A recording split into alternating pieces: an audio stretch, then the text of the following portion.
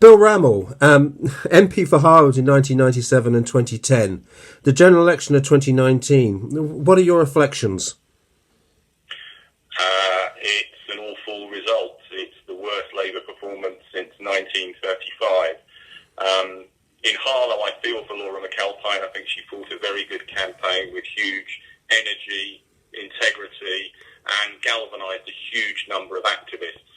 But she was saddled by the national platform under Jeremy Corbyn, and I think that was a platform that was never going to win.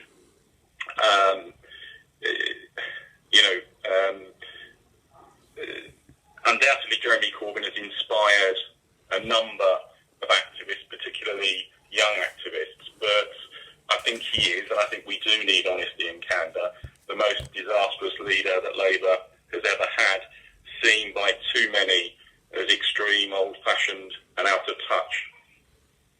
You must have known Jeremy Corbyn in your time as an MP. So when he became in 2015, did you raise an eyebrow, or was it just real shock or concern? From the very beginning, I was very shocked. He simply didn't have, in my time as an MP, the profile, the capability to lead the party, and I think over time, sadly, that has been proven to be the case.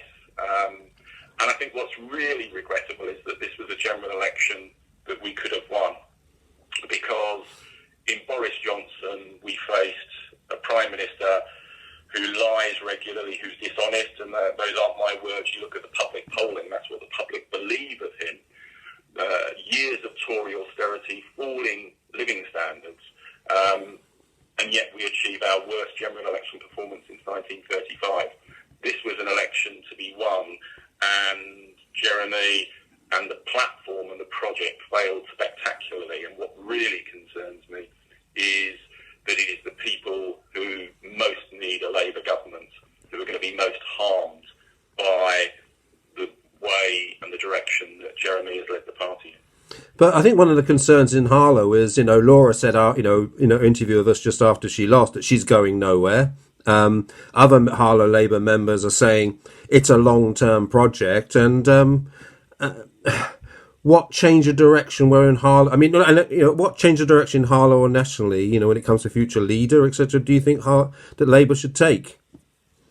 Well, as I said, and I said earlier, I think Laura's been a very good candidate, and I think the party in Harlow fought a very, very vigorous campaign. But all my years of experience pounding the streets in Harlow, being a very active constituency MP, convinces me that you cannot win a seat like Harlow with the kind of platform that Jeremy Corbyn and Corbynism put forward. In terms of the way forward, we clearly need Jeremy to go very quickly.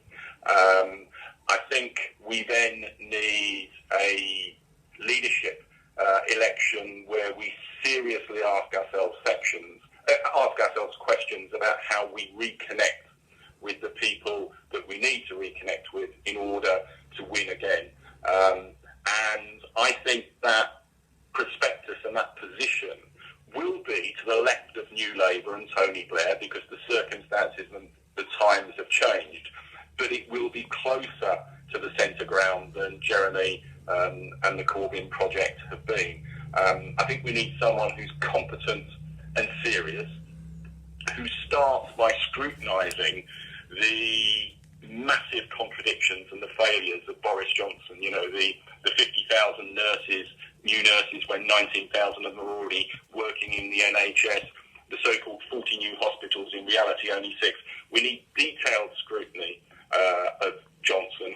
And I think there are a range of candidates who could step up to the mark. Keir Starmer, Angela Rayner, Emily Thornberry, Jess Phillips, Lisa Nandy, to name but a few. But we need a serious period of reflection and reconnection to move forward. And that does mean that, you've got to construct an agenda that brings together the progressive middle classes and working class people. if you don't have that coalition, then Labour can't win. We also should at this point, because it was Robert Halfon that won. It was Robert Halfon that got polled the 27,510 votes. A man, who's been standing, since 2001 and now won a historic fourth term. You've got to pay credit to Robert Halfon, haven't you? I mean, look,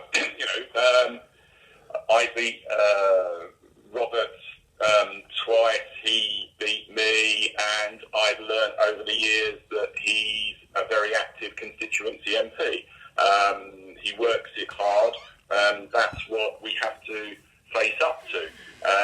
I do think Robert has always kind of got away with playing the caring, compassionate Conservative at local level, whilst supporting very hard right policies. But that's the job for that to be challenged and exposed. But yeah, I mean, if you look at it in historical terms, it was a very good performance. But I think that was down to the failings of the leadership of the party and the platform that we were standing on, rather than the individual candidate in Harlow. Do you think Laura McAlpine deserves another chance? I mean, 1983 was a disaster, and what did Harlow Labour do? Reselect Stan Newens. What do you think she deserves another chance? I mean, look, I'm no longer the MP, I'm no longer the leader. That's a matter for party members. All I will say is Laura fought a very good campaign with huge energy and integrity, and she did galvanise. And I saw, I was canvassing in Harlow, and I saw huge numbers of Labour activists who were on the streets, and Laura had contributed significantly to making that happen. But the problem was Jeremy's leadership. I mean, countless times on the doorstep, you would come across people who were previously Labour voters who said they could not vote Labour whilst Jeremy Corbyn was leader. That makes me look bad. Yeah. Finally, give the people of Harlow some hope, Bill. Is there anything you're optimistic about now for the future? Well, I do think Boris Johnson with an 80-seat majority is an awful prospect. I think there are massive contradictions.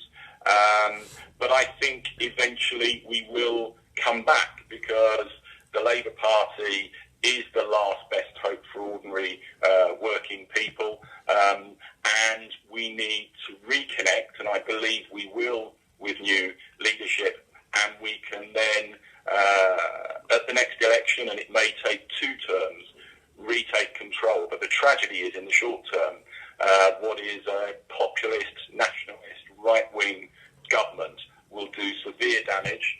I think will either crash us out of the European Union with no deal, or Boris Johnson will actually compromise and betray the extreme Brexiteers. I think he will profoundly damage the National Health Service. I think outside of the European Union, this was one issue that I did agree with the Corbyn leadership on. I think they will potentially trade off the National Health Service in a trade deal with the Americans.